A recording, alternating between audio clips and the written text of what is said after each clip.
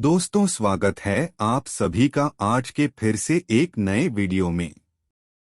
आज हम आपको रॉबर्ट टी कियोसाकी की लिखी प्रसिद्ध किताब रिच डैड पुअर डैड की समरी बताने जा रहे हैं। यदि आपको इस किताब के हर एक चैप्टर का वीडियो विस्तार से सुनना है तो आप इस वीडियो में कमेंट करके जरूर बताएं, हम उस पर भी वीडियो बनाएंगे।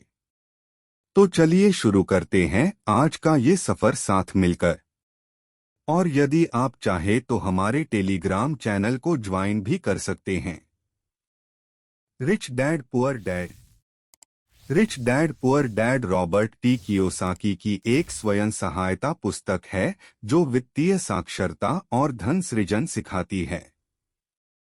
यह किताब कियोसाकी के दो पिता होने के अपने अनुभवों पर आधारित है, एक अमीर और एक गरीब। यदि आपको इस वीडियो का पीडीएफ चाहिए तो हमने इस वीडियो को माइक्रोसॉफ्ट पावरपॉइंट की मदद से बनाया है।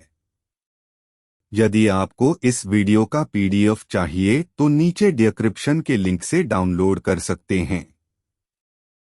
क्या स्कूल बच्चों को असली जिंदगी के लिए तैयार करता है? मेरे मम्मी डैडी कहते थे, मेहनत से पढ़ो और अच्छे नंबर लाओ, क्योंकि ऐसा करोगे तो एक अच्छी तनख्वाह वाली नौकरी मिल जाएगी। उनके जीवन का लक्ष्य यही था कि मेरी बड़ी बहन और मेरी कॉलेज की शिक्षा पूरी हो जाए। उनका मानना था कि अगर कॉलेज की शिक्षा पूरी हो गई तो हम जिंदगी में ज्यादा कामयाब हो सकेंगे। जब मैंने 1976 में अपना डिप्लोमा हासिल किया, मैं फ्लोरिडा स्टेट यूनिवर्सिटी में अकाउंटिंग में ऑनर्स के साथ ग्रेजुएट हुई और अपनी कक्षा में काफी ऊंचे स्थान पर रही तो मेरे मम्मी डैडी का लक्ष्य पूरा हो गया था। यह उनकी जिंदगी की सबसे बड़ी उपलब्धि थी। मास्टर प्लान के हिसाब से मुझे एक बिग 8 इंच अकाउंटिंग फर्म में नौकरी भी मिल गई। अब मुझे उम्मीद थी एक लंबे करियर और कम उम्र में रिटायरमेंट की। मेरे पति माइकल भी इसी रास्ते पर चले थे। हम दोनों ही बहुत मेहनती परिवारों से आए थे जो बहुत अमीर नहीं थे। माइकल ने ऑनर्स के साथ ग्रेजुएशन किया था, एक बार नहीं बल्कि 2 बार, पहली बार इंजीनियर के रूप में और फिर लॉ स्कूल से उन्हें जल्दी ही पेटेंट लॉ में विशेषज्ञता रखने वाली वॉशिंगटन डीसी की एक मानी हुई लॉ फर्म में नौकरी मिल गई। और इस तरह उनका भविष्य भी सुनहरा लग रहा था। उनके करियर का नक्शा साफ था और यह बात तय थी कि वह भी जल्दी रिटायर हो सकते थे। हालांकि हम दोनों ही अपने करियर में सफल रहे, परंतु हम जो सोचते थे हमारे साथ ठीक वैसा ही नहीं हुआ। हमने कई बार नौकरियां बदली, हालांकि हर बार नौकरी बदलने के कारण सही थे, परंतु हमारे लिए किसी ने भी पेंशन योजना में निवेश नहीं किया। हमारे रिटायरमेंट फंड हमारे खुद के लगाए पैसों से ही बढ़ रहे हैं। हमारी शादी बहुत सफल रही है और हमारे 3 बच्चे हैं। उनमें से 2 कॉलेज में हैं और तीसरा अभी हाई स्कूल में गया ही है। हमने अपने बच्चों को सबसे अच्छी शिक्षा दिलाने में बहुत सा पैसा लगाया। 1996 में एक दिन मेरा बेटा स्कूल से घर लौटा। स्कूल से उसका मोहभंग हो गया था। वह पढ़ाई से ऊब चुका था। वर्टिकल बार, मैं उन विषयों को पढ़ने में इतना ज्यादा समय क्यों बर्बाद करूं जो असल जिंदगी में मेरे कभी काम नहीं आएंगे, उसने विरोध किया। बिना सोचे विचारे ही मैंने जवाब दिया, क्योंकि अगर तुम्हारे अच्छे नंबर नहीं आए तो तुम कभी कॉलेज नहीं जा पाओगे। चाहे मैं कॉलेज जाऊं या न जाऊं, उसने जवाब दिया, मैं अमीर बनकर दिखाऊंगा।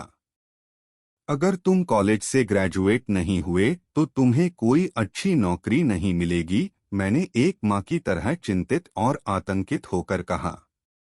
बिना अच्छी नौकरी के तुम किस तरह अमीर बनने के सपने देख सकते हो? मेरे बेटे ने मुस्कराकर अपने सिर को बोरियत भरे अंदाज में हिलाया। हम यह चर्चा पहले भी कई बार कर चुके थे।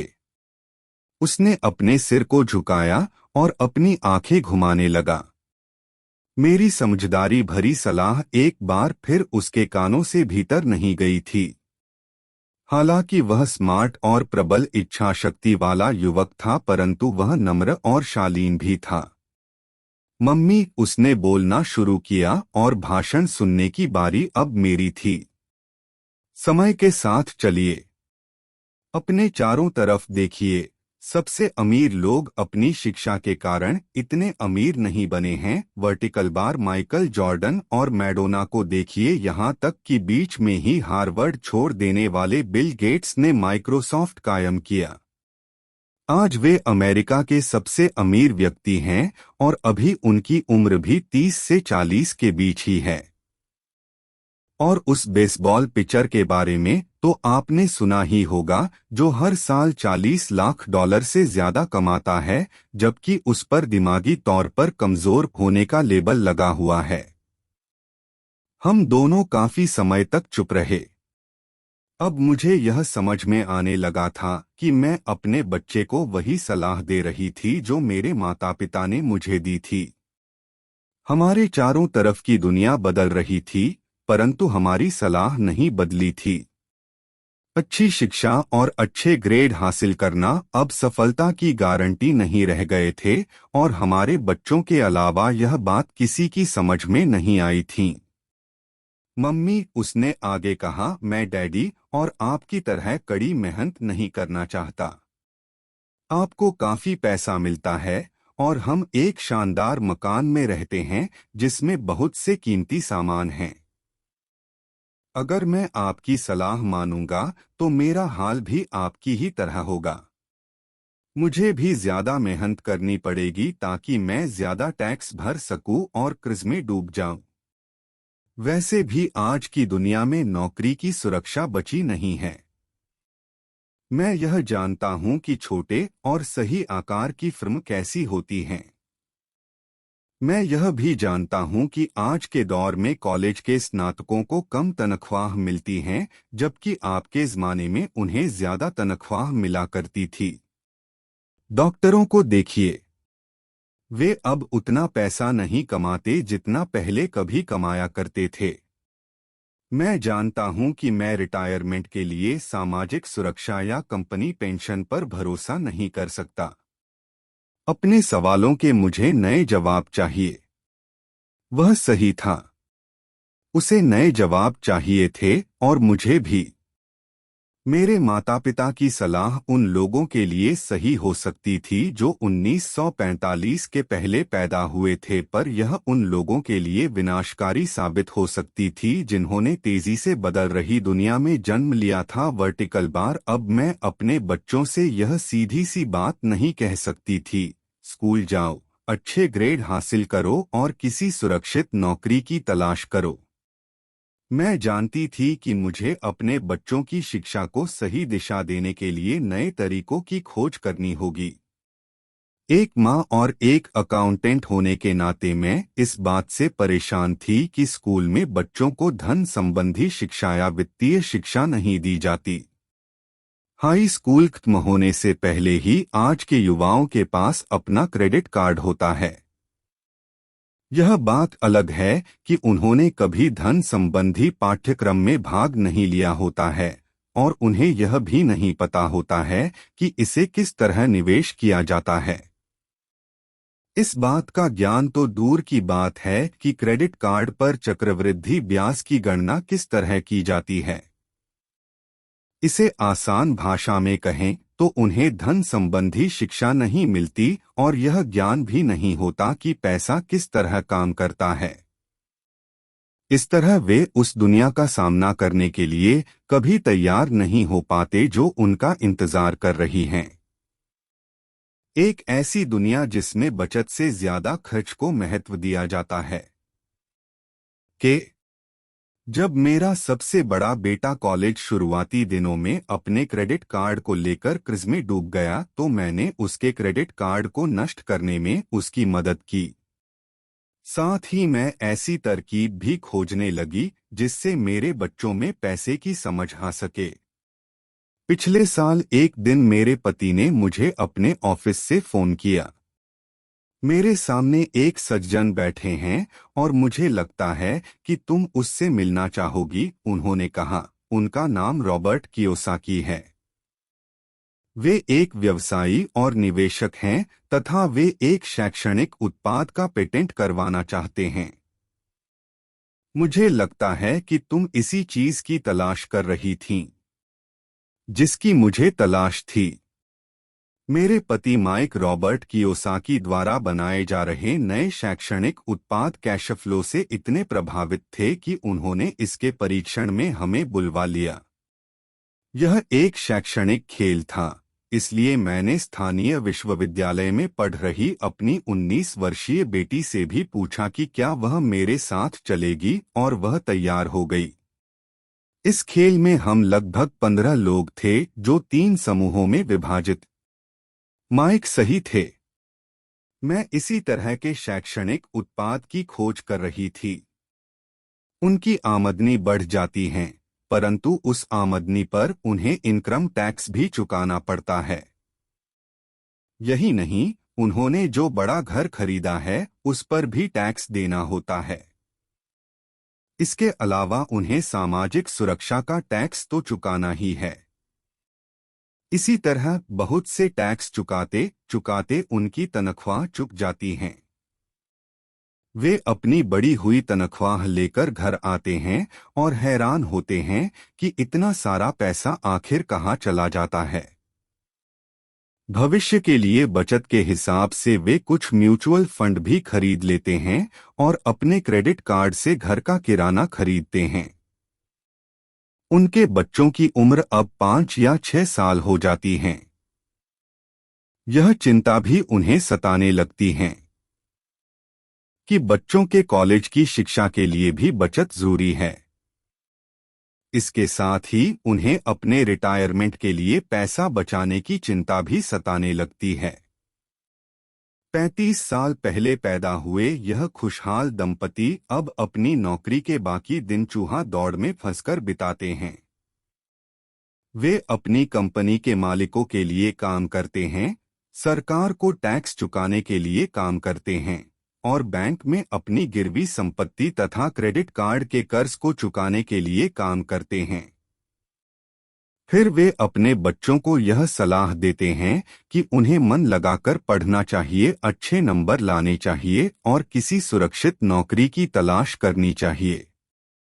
वे पैसे के बारे में कुछ भी नहीं सीखते और इसीलिए वे जिंदगी भर कड़ी मेहनत करते रहते हैं। यह प्रक्रिया पीढ़ी दर पीढ़ी चलती रहती है।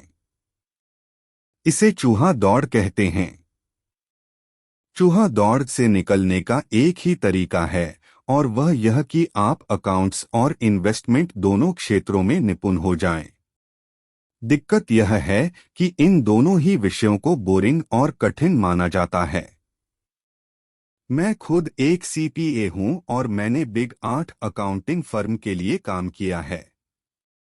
मुझे यह देखकर ताज्जुब हुआ कि रॉबर्ट ने इन दोनों बोरिंग और कठिन विषयों को सीखना कितना रोचक, सरल और रोमांचक बना दिया था। सीखने की प्रक्रिया इतनी अच्छी तरह छुपा ली गई थी कि जब हम चूहा दौड़ से बाहर निकलने के लिए जी जान लगा रहे थे तो हमें यह ध्यान ही नहीं रहा कि हम कुछ सीख रहे थे।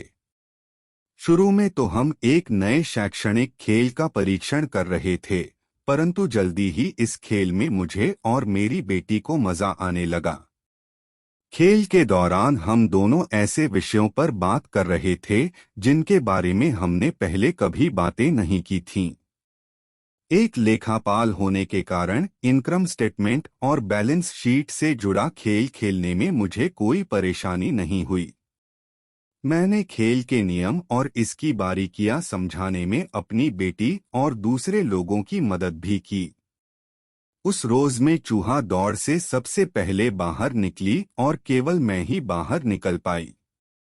बाहर निकलने में मुझे 50 मिनट का समय लगा, हालांकि खेल लगभग 3 घंटे तक चला। मेरी टेबल पर एक बैंकर बैठा था। इसके अलावा एक व्यवसायी था और एक कंप्यूटर प्रोग्रामर भी था। मुझे यह देखकर बहुत हैरत हुई कि इन लोगों को अकाउंटिंग या इन्वेस्टमेंट के टाइम्स बारे में कितनी कम जानकारी है, जबकि ये विषय उनकी जिंदगी में कितनी ज्यादा अहमियत रखते हैं। मेरे मन में यह सवाल भी उठ रहा था कि वे असल जिंदगी में अपने पैसे थैले के कारोबार को कैसे संभालते होंगे। मैं यह समझ सकती थी कि मेरी 19 साल की बेटी क्यों नहीं समझ सकती, पर ये लोग तो उससे दुगनी उम्र के थे और उन्हें ये बातें समझ में आनी चाहिए थीं। चूहा दौड़ से बाहर निकलने के बाद मैं 2 घंटे तक अपनी बेटी और इन शिक्षित अमीर वयस्कों को पांसा फेंकते और अपना बाजार फैलाते देखती रही। हालांकि मैं खुश थी कि वे लोग कुछ नया सीख रहे थे, लेकिन मैं इस बात से बहुत परेशान और विचलित भी थी कि वयस्क लोग सामान्य अकाउंटिंग और इन्वेस्टमेंट के मूलभूत बिंदुओं के बारे में कितना कम जानते थे। उन्हें अपने इनकम स्टेटमेंट और अपनी बैलेंस शीट के आपसी संबंध को समझने में ही बहुत समय टाइम्स लगा। अपनी संपत्ति खरीदने और बेचते समय उन्हें ध्यान ही नहीं रहा कि हर सौदे से उनकी महीने की आमदनी पर असर पड़ रहा है। मैंने सोचा, असल जिंदगी में ऐसे करोड़ों लोग होंगे जो पैसे के लिए सिर्फ इसलिए परेशान हो रहे हैं क्योंकि उन्होंने ये दोनों विषय कभी नहीं पढ़े। मैंने मन में सोचा, भगवान का शुक्र है कि हमें मजा आ रहा है और हमारा लक्ष्य खेल में जीतना है। जब खेल खत्म हो गया तो रॉबर्ट ने हमें 15 मिनट तक कैश फ्लो पर चर्चा करने और इसकी समीक्षा करने के लिए कहा। मेरी टेबल पर बैठा व्यवसायी खुश नहीं था। उसे खेल पसंद नहीं आया था। मुझे यह सब जानने की कोई जरूरत नहीं है, उसने जोर से कहा। मेरे पास इन सब के लिए अकाउंटेंट, बैंकर और वकील हैं जिन्हें यह सब मालूम है।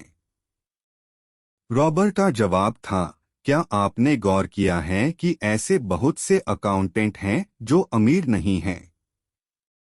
और यही हाल बैंकर्स, वकीलों, स्टॉक ब्रोकर्स और रियल एस्टेट ब्रोकर्स का भी है। वे बहुत कुछ जानते हैं और प्राय वे लोग स्मार्ट होते हैं, परंतु उनमें से ज्यादातर अमीर नहीं होते। चूंकि हमारे स्कूल हमें वह सब नहीं सिखाते जो अमीर लोग जानते हैं, इसलिए हम इन लोगों से सलाह लेते हैं। परंतु एक दिन जब आप किसी हाईवे पर कार से जाते हैं, आप ट्रैफिक जाम में फंस जाते हैं। आप बाहर निकलने के लिए छटपटाते हैं। जब आप अपनी दाईं तरफ देखते हैं तो वहां आप देखते हैं कि आपका अकाउंटेंट भी उसी ट्रैफिक जाम में फंसा हुआ है। ऐसा चाहे स्टाफ कम करके किया जाए या फिर कंप्यूटर के माध्यम से किया जाए। उन्होंने कहा, आप ठीक कह रही हैं। और जब स्टॉक की कीमतें बढ़ती हैं तो मेरी तरह के लोग, यानी जिनके पास उस कंपनी के शेयर होते हैं, वे ज्यादा अमीर हो जाते हैं। अलग तरह के नियमों से मेरा यही आशय था। कर्मचारी हारते हैं, मालिक और निवेशक जीतते हैं। रॉबर्ट कर्मचारी और मालिक के बीच के फर्क को समझा रहे थे। यह फर्क था अपनी किस्मत पर खुद अपना नियंत्रण होना या फिर अपनी किस्मत पर किसी दूसरे का नियंत्रण होना। परंतु ज्यादातर लोग यह नहीं समझ पाते हैं कि ऐसा क्यों होता है। मैंने कहा, उन्हें लगता है कि यह ठीक नहीं है। उसका जवाब था, इसीलिए तो बच्चों से यह कहना मूर्खता है, अच्छी शिक्षा प्राप्त करो। यह सोचना मूर्खता है कि स्कूलों में दी जा रही शिक्षा से बच्चे उस दुनिया का सामना करने के लिए तैयार हो जाएंगे जिसमें वे कॉलेज के बाद पहुंचने वाले हैं।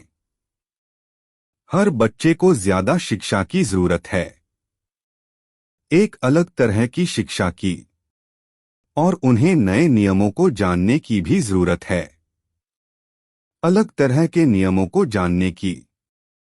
धन के कुछ नियम होते हैं जिनसे अमीर लोग खेलते हैं और धन के कुछ और नियम होते हैं जिनसे बाकी 95% लोग खेलते हैं।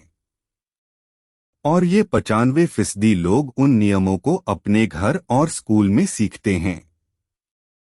इसीलिए आजकल किसी बच्चे से यह कहना खतरनाक है, लगाकर पढ़ो और अच्छी नौकरी खोजो। आज बच्चों को अलग तरह की शिक्षा की जरूरत है और आज की शिक्षा नीति उन्हें कुछ मूलभूत बातें नहीं सिखा पा रही है। इस बात से कोई फर्क नहीं पड़ता कि क्लासरूम में कितने कंप्यूटर रखे हैं या स्कूल कितना पैसा खर्च कर रहे हैं। जब शिक्षा नीति में वह विषय ही नहीं है तो उसे किस तरह पढ़ाया जा सकता है।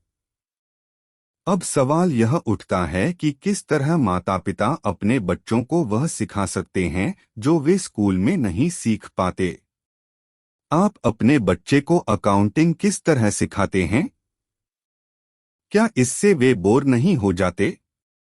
और आप उन्हें किस तरह निवेश करना सिखाएंगे जब एक पालक के रूप में आप खुद निवेश के खतरे से डरते हैं? अपने बच्चों को सुरक्षित जीवन के लिए तैयार करने के बजाय मैंने यह बेहतर समझा कि उन्हें रोमांचक जीवन के लिए तैयार किया जाए। तो आप किस तरह किसी बच्चे को धन और उन सब चीजों के बारे में सिखा सकते हैं जिन पर हमने अभी विचार किया है? मैंने रॉबर्ट से पूछा, हम किस तरह इसे माता पिता के लिए आसान बना सकते हैं, खासकर तब जब उन्हें खुद ही इसकी समझ न हो। उन्होंने कहा, मैंने इस विषय पर एक पुस्तक लिखी है। वह पुस्तक कहाँ है? मेरे कंप्यूटर में। यह बरसों से वहीं बिखरी पड़ी है।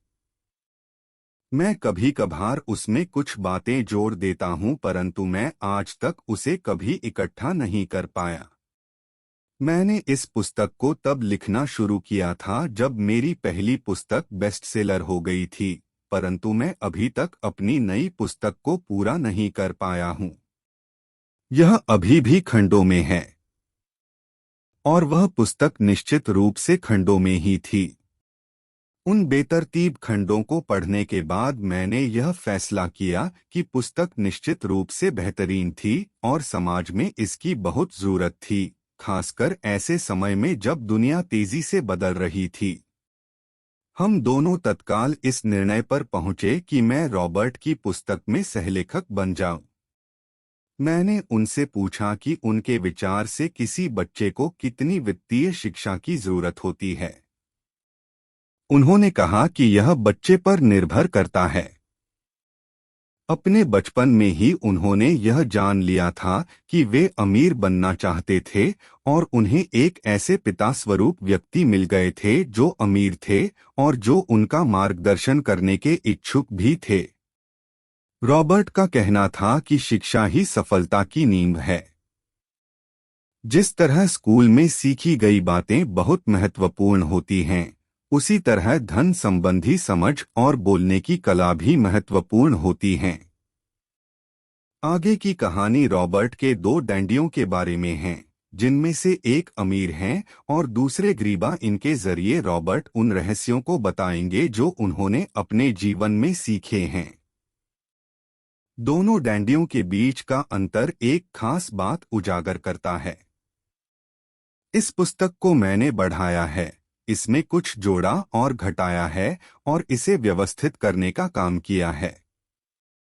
जो अकाउंटेंट इस पुस्तक को पढ़े, उनसे मेरा यही अनुरोध है कि वे अपने किताबी ज्ञान को एक तरफ रख दें और अपने दिमाग में रॉबर्ट के सिद्धांतों को घुस जाने दें। हालांकि उनमें से कई सिद्धांत पहली नज़र में गलत लगेंगे, अकाउंट्स के सिद्धांतों की बुनियादी बातों को चुनौती देते लगेंगे, परंतु यह याद रखें कि वे एक महत्वपूर्ण दृष्टि देते हैं कि किस तरह सच्चे निवेशक अपने निवेश के फैसलों का विश्लेषण करते। जब हम अपने बच्चों को स्कूल जाने, मेहनत से पढ़ने और अच्छी नौकरी पाने की सलाह देते हैं तो अक्सर हम ऐसा सांस्कृतिक आदतों के कारण करते हैं। ऐसा करना हमेशा सही चीज मानी गई है। जब मैं रॉबर्ट से मिली तो उनके विचारों ने शुरू में तो मुझे चौंका दिया। दो डैंडियों के साथ पले-बढ़े रॉबर्ट के सामने दो अलग अलग लक्ष्य होते थे। उनके पढ़े लिखे डैडी उन्हें कॉरपोरेशन में नौकरी करने की सलाह देते थे। उनके अमीर डैडी उन्हें कॉरपोरेशन का मालिक बनने की सलाह देते थे। दोनों ही कामों में शिक्षा की जरूरत थी, परंतु पढ़ाई के विषय बिल्कुल अलग अलग थे। पढ़े लिखे डैडी रॉबर्ट को स्मार्ट बनने के लिए प्रोत्साहित करते थे। अमीर डैडी रॉबर्ट को यह जानने के लिए प्रोत्साहित करते थे कि किस तरह स्मार्ट लोगों की सेवाएं ली जाएं। दो डैडियों के होने से कई समस्याएं भी पैदा हुई। रॉबर्ट के असली डैडी हवाई राज्य में शिक्षा प्रमुख थे। जब रॉबर्ट 16 साल के हुए तो उन्हें इस बात की कोई खास चिंता नहीं सता रही थी। अगर तुम्हें अच्छे नंबर नहीं मिलते तो तुम्हें कोई अच्छी नौकरी नहीं मिलेगी। वे पहले से ही जानते थे कि उनके करियर का लक्ष्य था कॉरपोरेशन का मालिक बनना, न कि उसमें नौकरी करना। सच तो यह है कि अगर हाई स्कूल में समझदार और मेहनती परामर्शदाता नहीं मिला होता तो रॉबर्ट कभी कॉलेज भी नहीं गए होते। वे इस बात को मानते हैं। वे दौलत कमाने के लिए बेताब थे, परंतु वे आखिरकार मान ही गए कि कॉलेज की शिक्षा से भी उन्हें फायदा हो सकता है। दरअसल इस पुस्तक में दिए गए विचार शायद बहुत से माता पिताओं को क्रांतिकारी और अतिशयोक्तिपूर्ण लगेंगे। कई लोगों को तो अपने बच्चों को स्कूल में रखने में ही काफी मेहनत करनी पड़ रही है। परंतु बदलते हुए समय को देखते हुए हमें नए और जोखिम भरे विचारों की तरफ ध्यान देने की जरूरत है। अपने बच्चों को कर्मचारी बनने की सलाह देने का मतलब यह है कि हम उन्हें जिंदगी भर अपनी खून पसीने की कमाई से इनकम टैक्स व और भी न जाने कितने टैक्स चुकाने की सलाह देते हैं, और इसके बाद भी पेंशन की कोई गारंटी नहीं होती।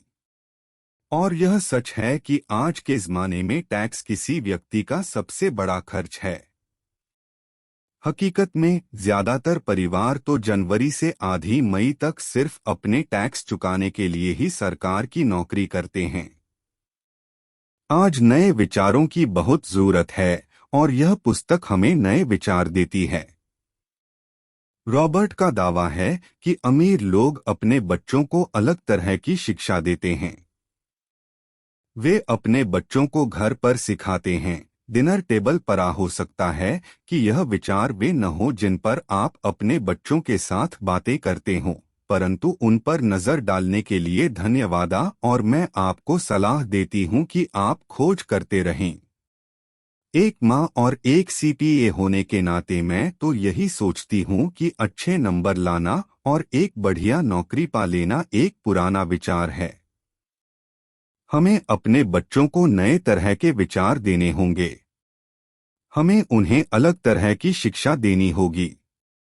शायद हम अपने बच्चों को यह सिखाएं कि अच्छे कर्मचारी होने के साथ साथ वे अपना खुद का निवेश कॉरपोरेशन भी खोल सकें। दोनों का यह तालमेल बढ़िया रहेगा। एक माँ होने के नाते मुझे उम्मीद है कि यह पुस्तक सभी अभिभावकों के लिए फायदेमंद होगी। रॉबर्ट लोगों को यह बताना चाहते हैं कि कोई भी व्यक्ति अगर ठान ले तो अमीर बन सकता है। अगर आप एक माली या गेटकीपर हैं या पूरी तरह बेरोजगार हैं, तो भी आप में खुद को और अपने परिवार के लोगों को धन संबंधी बातें सिखाने की काबिलियत है। यह याद रखें कि धन संबंधी बुद्धि वह दिमागी तरीका है जिससे हम अपनी धन संबंधी समस्याओं को सुलझाते हैं। आज हम ऐसे विश्वव्यापी तकनीकी परिवर्तनों का सामना कर रहे हैं जिनका सामना हमने आज से पहले कभी नहीं किया। किसी के पास भी जादू की पुड़िया नहीं है, परंतु एक बात तो तय है, ऐसे परिवर्तन हमारे सामने आने वाले हैं जो हमारे यथार्थ से परे हैं। कौन जाने भविष्य हमारे लिए क्या लाता है। पर जो भी हो, हमारे पास दो मूलभूत विकल्प मौजूद हैं, या तो हम सुरक्षा की राह पर चलें या फिर हम स्मार्ट बनकर खुद को धन संबंधी क्षेत्रों में शिक्षित करें और अपने बच्चों की धन संबंधी प्रतिभा को भी जागृत करें।